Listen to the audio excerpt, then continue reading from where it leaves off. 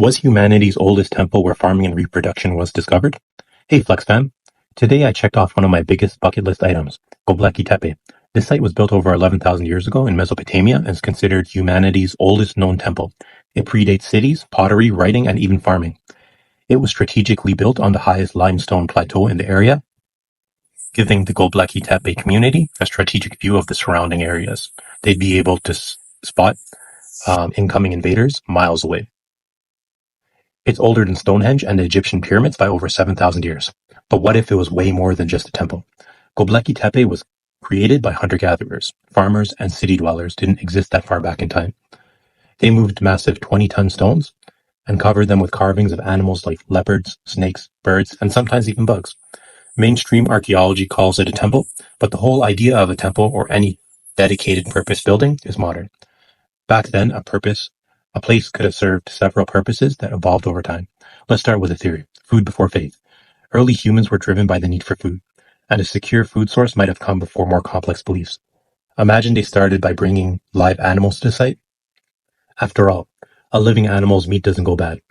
They'd store them in stone enclosures, because non-stone enclosures could get broken by them, or broken into by predators, right, if the animals were big enough. The carvings of animals could have been a way of representing what they saw happen to the captured animals. Since they didn't have writing, these images may have been early attempts to record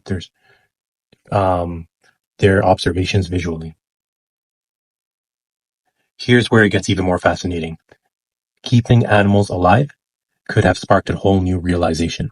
What if they discovered that animals multiply when kept alive, together, and fed?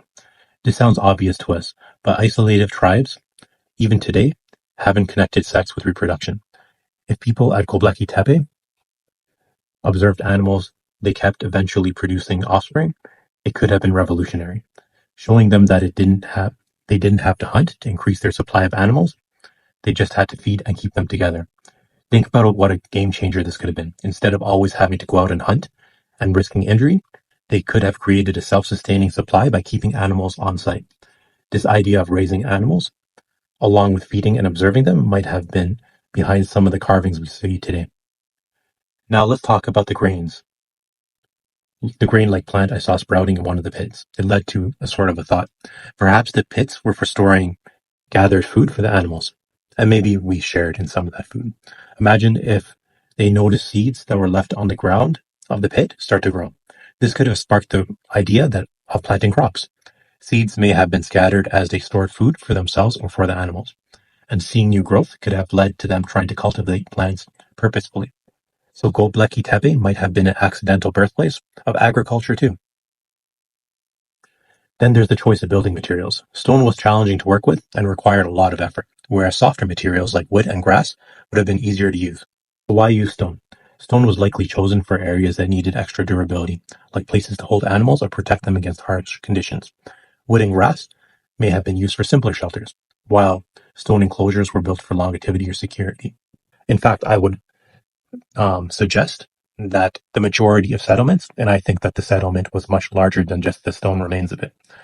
The majority of people probably lived in huts made of grass, wood, perhaps even mud if they had it, right? Like many tribes today. For example, you see this pattern in history. Early US homes and roads, just as far back as 120 years ago, for example, were made out of wood until city fires burnt them down. Then in the rebuild, they started introducing the brick standard. An example of this happening was in Seattle, Washington. And today, many isolated tribes still use grass, mud, and wood for buildings. This choice of materials suggests that early humans only invested time in stone when absolutely necessary, as we see in South America and in Teotihuacan, probably for the same reasons we see in Gobleki Tepe, like protection or long-term structures. One carving really standed out to me: birds with eggs and baby birds. If they were keeping animals on site, these carvings could have represented their observations of life cycles, birth and growth. Without writing, and since this predates writing, images may have been used for categorization and conveying what they saw. Images of animals with eggs and offspring might have been a way to show the community understanding of how animals multiply and describing it to their children, providing a primitive record of early animal husbandry.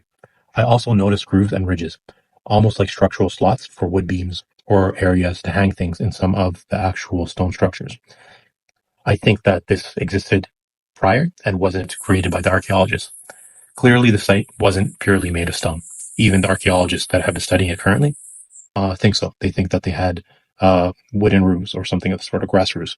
It was integrated with softer materials to make a much more complex structure, in my opinion, much of which probably has been lost to time because those materials need a very specific sort of environment to preserve, especially over that period of time. These could have been part of animal enclosures, food storage, or even early agricultural plots if they experimented with planting. Perhaps they built wooden enclosures on top of the animal enclosures in which they lived. Who's to say that back then they didn't have multi-level housing like we do now? Gobleki Tepe may have served as a central gathering point for production of food, shelter, learning, where they experimented with keeping animals and plants alive, realizing the benefits of animal reproduction and plant cultivation. Perhaps when they first discovered this, they wanted to keep it a secret because it was such a breakthrough. It would give them such an edge against neighboring tribes and such, especially when it came to war and growing their actual community.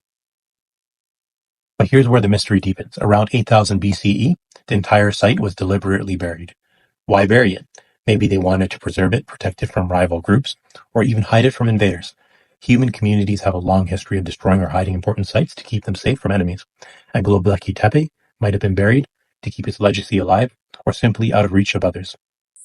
Like another example of something happening was the Basilica cistern, right? So after the Ottomans invaded, they didn't realize that the Romans had built a much more complex structure in order to um, supply water to everybody. So this could have been the same thing. The invading tribe might have not known what its purpose was because back then communication was a lot harder because tribes just didn't really mingle, right? So what if they forgot the purpose of it? So what if Göbekli Tepe wasn't just a temple, but a place that sparked major human innovations, food storage, food replication, animal husbandry, early farming techniques, perhaps spirituality, all in one spot. Maybe even early education, a place where early humans gathered, learned, experimented, and over time created meaning around their discoveries. What do you think? Comment below. What are your thoughts on this? Because it seems far ahead of its time. Could Göbekli Tepe may have been where we took our first steps towards farming and animal care, and even realization of the power of reproduction? Follow, like, and subscribe to join me as we explore more worldly finds and delve into more mind-bending insights. Let's discuss in the comments below.